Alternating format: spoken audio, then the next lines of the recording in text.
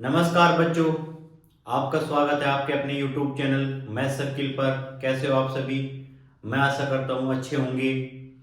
अभी तक हमने चैप्टर नंबर 10.1 कंप्लीट कर चुके हैं। आज हम स्टार्ट करेंगे चैप्टर नंबर यानी कि एक्सरसाइज नंबर 10.2।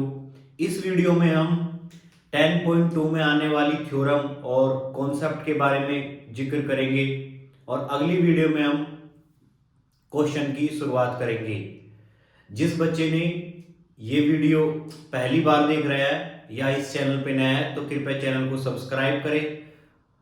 हमने इससे पहले चैप्टर नंबर 8, चैप्टर नंबर 9 और 10 हम स्टार्ट कर रहे हैं अभी। तो आइए हम स्टार्ट करते हैं वीडियो की। देखते हैं सबसे पहले हमें क्या पढ़ना है। हमें इस चैप्टर नंबर या प्रश्नावली 10.2 में पढ़ना क्या है।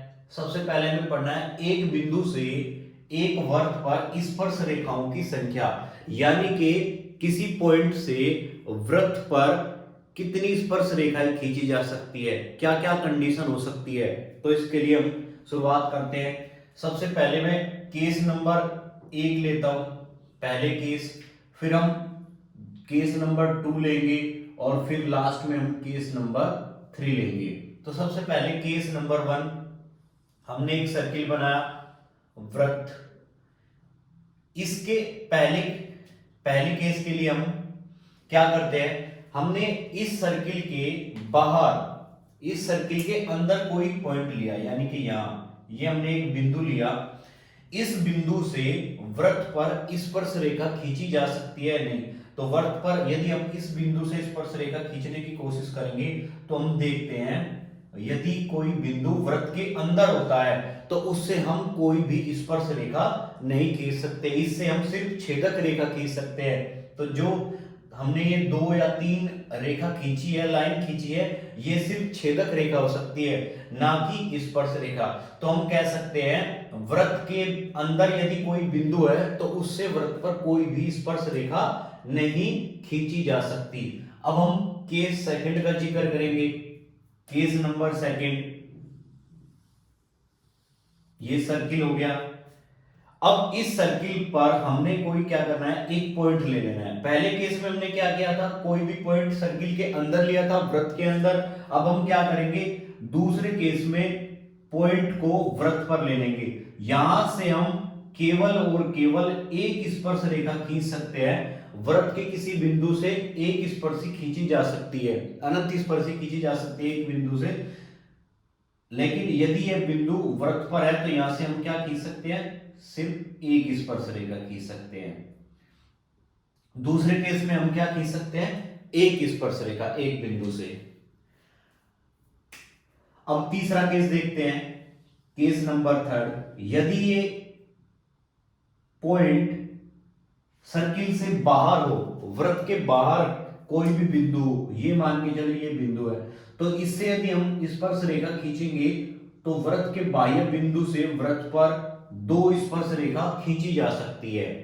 यानी कि पहले केस में हमने क्या किया, वृत्त के अंदर बिंदु लिया, यहां से हमें कोई भी स्पर्श रेखा प्राप्त नहीं हुई। दूसरे केस में हमने क्या किया, वृत्त पर एक बिंदु लिया तो यहां से एक स्पर्श रेखा प्राप्त हुई। तीसरे केस में हमने क्या लिया, वृत्त के बाहर कोई बिंदु लिया जिससे हमें केवल और केवल 2 स्पर्श रेखा प्राप्त हुई।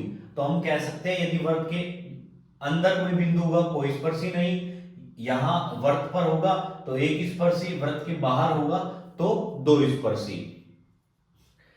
इन ये डिस्टेंस जो होती है यहां से यहां तक की दूरी, स्पर्श बिंदु तक की दूरी, इनको बोलते हैं हम स्पर्श रेखा की लंबाई। स्पर्श रेखा की लंबाई यानी कि length of tangent, length of tangent, स्पर्श रेखा की लंबाई। अब हम पढ़ते हैं प्रमेय नंबर 10.2। इससे पहले हमने 10.1 प्रमेय कराई थी, उसको सभी बच्चे एक बार देख ले। अब हम करते हैं स्टार्ट। प्रमेय नंबर 10.2, बाह्य बिंदु से वृत्त पर खींची गई स्पर्श रेखाओं की लंबाइयां बराबर होती है। देखते हैं इसमें क्या करना है। तो सबसे पहले हमें एक वृत्त बनाना है, जो हमने तीसरे केस में किया था अभी। ये हमने एक सर्किल बनाया, इसके बाह्य बिंदु पर बाहर हमने कोई बिंदु लिया ये, और इससे स्पर्श रेखा हमने खींच ली, हमने स्पर्श रेखा खींची P Q और R, हमने इनको नाम दिया। स्पर्श खींची गई स्पर्श रेखाओं की लंबाई बराबर होती है। हमें प्रूफ क्या करना है, हमें सिद्ध करना है, क्या हमें सिद्ध करना है PQ बराबर RQ, यानी कि जो स्पर्श रेखाओं की लंबाई है PQ और RQ ये बराबर होती है, हमें ये प्रूव करना है। तो इसके लिए हम क्या करेंगे, इनकी त्रिज्याओं को मिला लेंगे, ये वृत्त का केंद्र है, इनकी त्रिज्याओं को हमने मिला लिया। हम जानते हैं प्रमेय नंबर 10.1 से वृत्त के केंद्र से त्रिज्या और स्पर्शी आपस में परपेंडिकुलर होते हैं, यानी कि लंब होते हैं।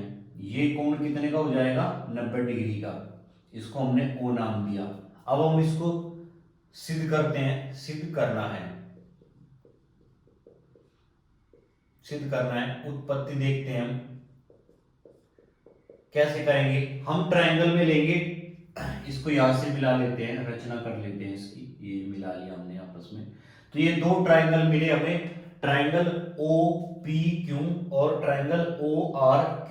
तो किस ट्रायंगल में लेंगे, त्रिभुज OPQ तथा त्रिभुज ORQ में, इन दोनों त्रिभुजों में लिया हमने। तो सबसे पहले हमें क्या दी प्राप्त है, OP बराबर OR। ये बराबर क्यों है, क्योंकि ये वृत्त की क्या है, त्रिज्या। हम क्या लिखेंगे, वृत्त की त्रिज्याएं, वृत्त की, ये आपस में क्या है, वृत्त की त्रिज्याएं। फिर इसके बाद में हमें क्या पता है, OQ बराबर OQ, क्योंकि ये क्या है, समान है, दोनों में क्या है, कॉमन। हम इसको क्या लिख सकते हैं, आपस में क्या है, उभयनिष्ठ, उभयनिष्ठ लिख लेंगे हम इसको, उभयनिष्ठ। अब लास्ट में हमें क्या करना है, एंगल OPQ, कोण OPQ बराबर कोण ORQ। ये हम इसको क्या लिख सकते हैं, प्रमेय नंबर 10 यानी कि समकोण भी लिख सकते हैं, या फिर हम क्या लिखेंगे, प्रमेय 10.1 से। अब हम देखते हैं यहां पे दो साइड और एक कोण बराबर हुआ, तो हम कह सकते हैं ट्रायंगल OPQ कॉन्ग्रुएंट सर्वांगसम त्रिभुज ORQ। ये सर्वांगसम हमने किससे किया, RHS से सर्वांगसम था। तो हम कह सकते हैं यदि ये त्रिभुज सर्वांगसम हो गए, हम क्या कह सकते हैं, अतः PQ बराबर RQ, PQ बराबर RQ। तो ये वृत्त के बाह्य बिंदु से स्पर्शिया आपस में क्या हो जाएगी, बराबर हो जाएगी। हमें इस प्रमेय में यही सिद्ध करना था। तो इस वीडियो में बच्चों इतना ही। इस वीडियो में हमने 10.2 में आने वाले सारे कॉन्सेप्ट को रिवाइज किया है। अब हम अगली वीडियो में 10.2 का क्वेश्चन स्टार्ट करेंगे। ये आपको वीडियो कैसी लगी कृपया कमेंट बॉक्स में बताएं।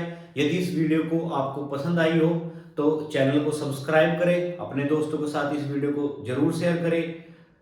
मिलते हैं अगली वीडियो में, तब तक के लिए जय हिंद, जय भारत।